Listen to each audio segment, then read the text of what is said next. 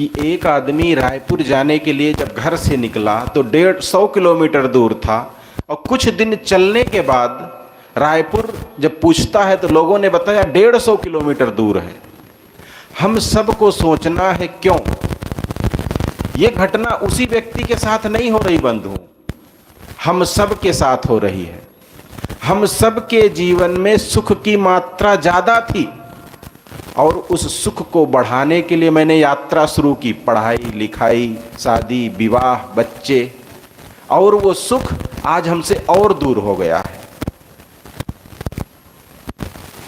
वो व्यक्ति के जीवन में क्या गलती हुई होगी कि वो चला तो रायपुर के लिए, लेकिन रायपुर उससे दूर होता जा रहा है। मतलब वो कलकत्ता की रोड पकड़ लिया है। सीधी सी बात है ना, विपरीत दिशा में जा रहा है।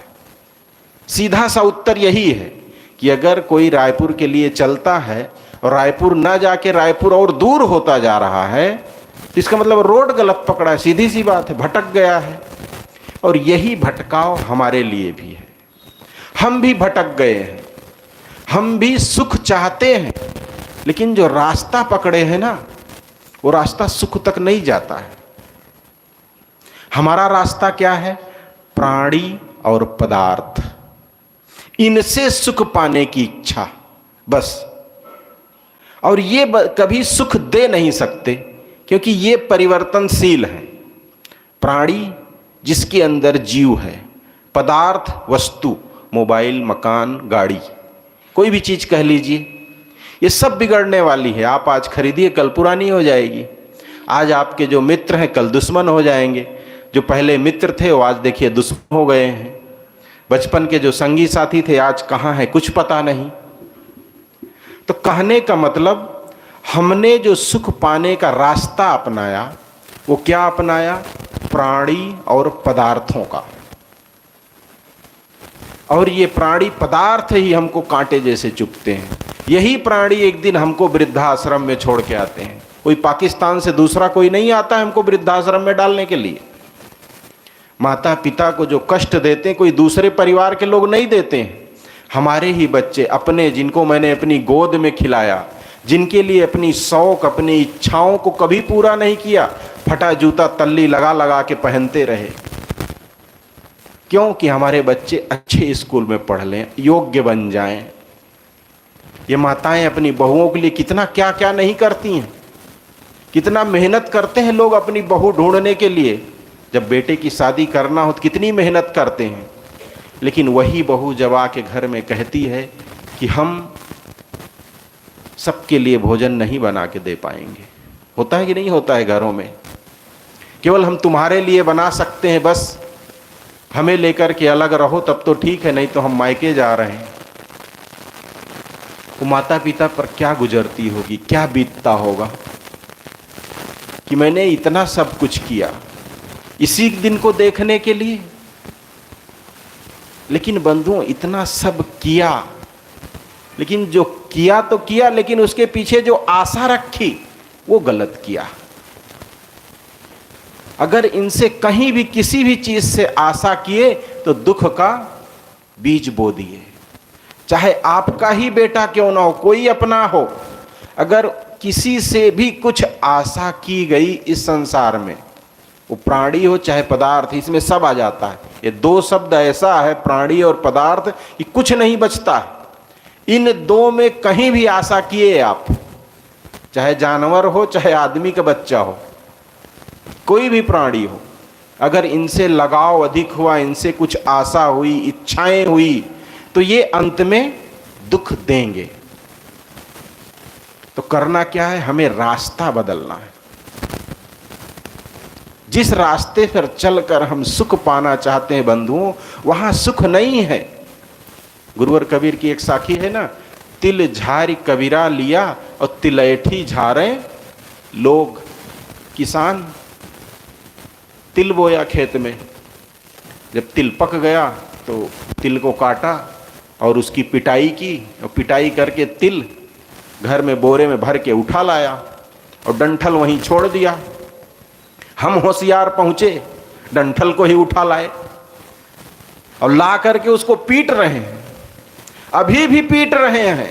सबसे बड़ी विडंबना और दुख इसी बात का है। 10 साल पीटे, 40 साल पीटे से 50 साल पीटे, काले बाल सफेद हो गए हैं, अभी भी सत्संग में जाने के लिए फुर्सत नहीं है। अपने बेटे से सुख नहीं मिला, सोचते हैं शायद जो बेटे का पोता होगा, बेटा होगा ना, वो शायद समझदार हो, वो शायद हमारी बात माने, वो हमको समझे, उससे सुख मिल जाएगा।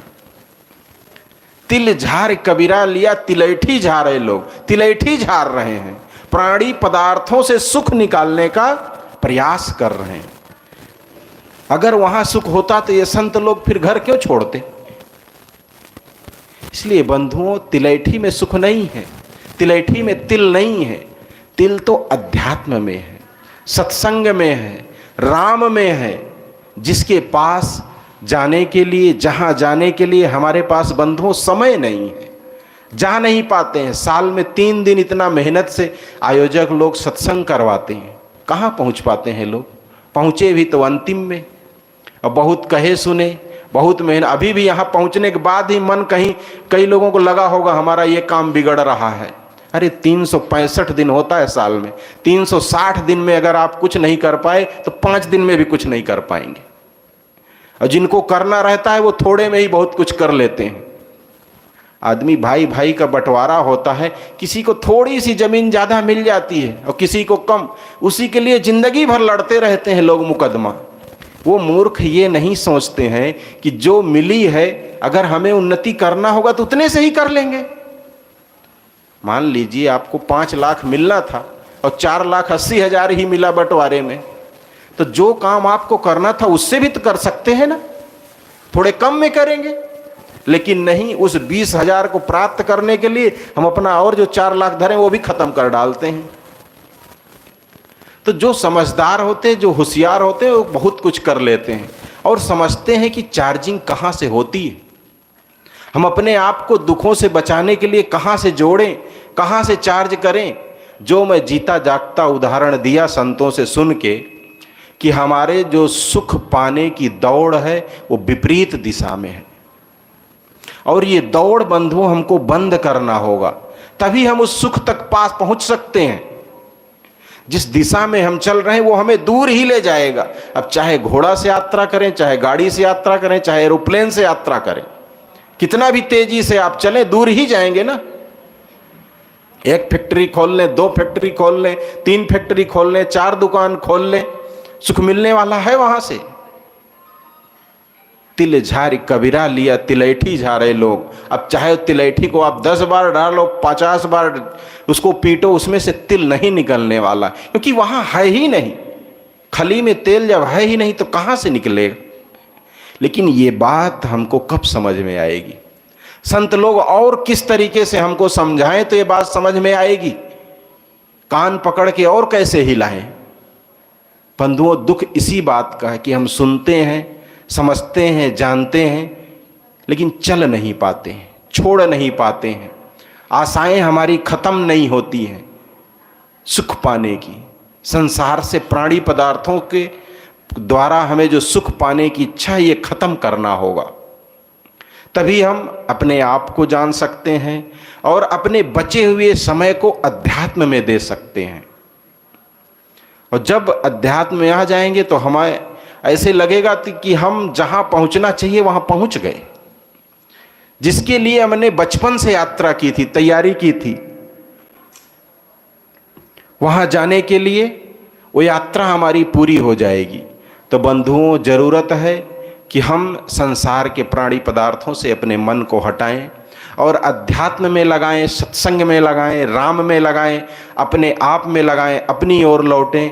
तभी हमारी दौड़ सुख पाने की, शांति पाने की पूरी हो सकती है। बस और अधिक कुछ ना कहते हुए मैं अपनी बात कहीं विराम देता हूँ। बोलिए सद्गुरुदेव की जय। बहुत बहुत धन्यवाद। जहाँ से हम सुख की आशा करते हैं वहाँ से हमें ठोकर मिलती है। इसलिए सद्गुरु कबीर ने कहा, जो तू चाहे मुझको छाड़ शकल की आश, मुझ ही ऐसा होए रहो सब सुख तेरे पास। सदगुरु कबीर कहते हैं, जो तू चाहे मुझको, यदि मुझे चाहते हो, मुझे का मतलब मुझ जैसे सुखी होना चाहते हो, मुझ जैसे निर्बंध स्वच्छंद शांति चाहते हो, तो क्या करना होगा? छाड़ शकल की आश। जो आशा का महल जो खड़ा कर रखा है, उसको बाहर आ करके गिराना होगा। मुझ ही ऐसा होए रहो।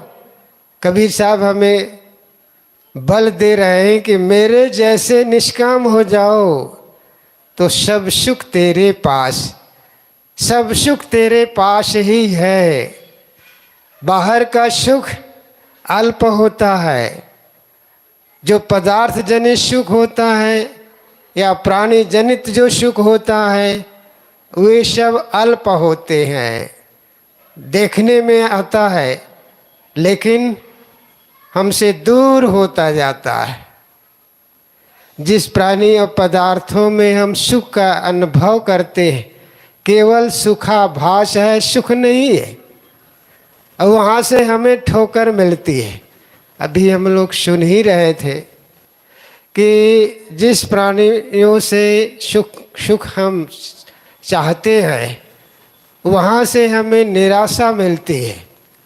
इसीलिए किसी ने बढ़िया कहा है, अपनी ही संतान संताप देती है, अपना ही लड़का लड़ता है, अपना ही बेटा बांटता है, अपना ही सगा आए दिन दगा देता है। जहाँ हम सुख मानते हैं, वहाँ से हमें ठोकर मिलती है। अपनी ही संतान तो संताप देती है, दूसरे की संतान संताप नहीं देती है। अपनी